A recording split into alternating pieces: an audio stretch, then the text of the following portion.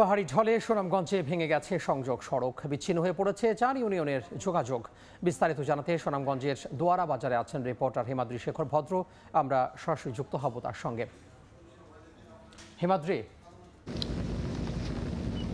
আমি আছি সুনামগঞ্জের দোয়ারা বাজার উপজেলার ট্যাংরাটিলা সড়কে। এই সড়কেরটি 3 দিন আগে পাহাড়ি ঢলে ধস নেমেছে একটা জায়গা, এবং ব্রিজের সংযোগ যে অংশ সেখানে প্রায় 15 ফুটের মতো জায়গা পাহাড়ি ঢলের কারণে দেবে গেছে, এবং দেবে দেওয়ার ফলে এখানকার 3টি ইউনিয়ন অর্থাৎ সুরমা, ভুগলা আর বাংলা বাজার সহ 3টি ইউনিয়নের মানুষের যোগাযোগের বিচ্ছিন্ন হয়ে গেছে। এবং এতটুকু কয়েক ফুট জায়গা দিয়ে শুধুমাত্র বাইক, মোটরসাইকেলের মতো যানবাহনগুলি চলাচল করতে পারছে, অন্য কোনো যানবাহন চলাচল করতে পারেনি। কিন্তু এটা হলো সুনামগঞ্জের দোয়ারা বাজার উপজেলার এই 3টি ইউনিয়নের দোয়ারা বাজারের যোগাযোগের অন্যতম একটি সড়ক, এবং এই সড়কটি গেল কয়েকদিন যাবৎ যে পাহাড়ি ঢল নেমেছে, সেই পাহাড়ি ঢলের কারণে সড়কের যে সংযোগ সড়ক অংশ, সেতুর যে সংযোগ অংশ, সেই অংশটুকু ভেঙে এই একটা গর্তের সৃষ্টি হয়েছে। ফলে এখানকার সিএনজি চলাচল বন্ধ রয়েছে এবং অন্যান্য গাড়ি চলাচলও বন্ধ রয়েছে। শুধুমাত্র মোটরসাইকেল, ভাড়াটে মোটরসাইকেল যেগুলি আছে সেগুলি চলাচল করে।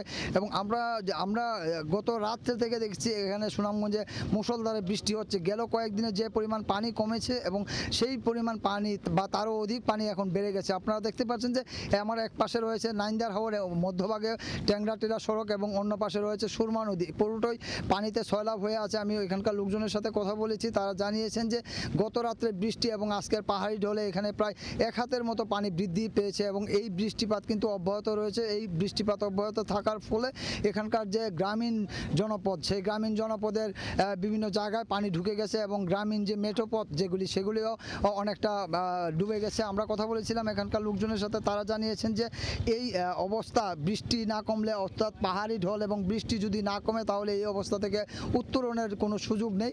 আমরা কথা বলেছিলাম এখানকার ইউনোর সাথে, তিনি জানিয়েছেন যে এই সড়কের ভাঙা অংশটি এখন মেরামতের কাজ চলছে, এবং মেরামতের কাজ শেষ হলেই এই সড়কটি আবার স্বাভাবিক হবে। তো এই ছিল সুনামগঞ্জের দোয়ারা বাজার থেকে পাহাড়ি ঢলের এবং সড়ক ধসের সবশেষ খবর।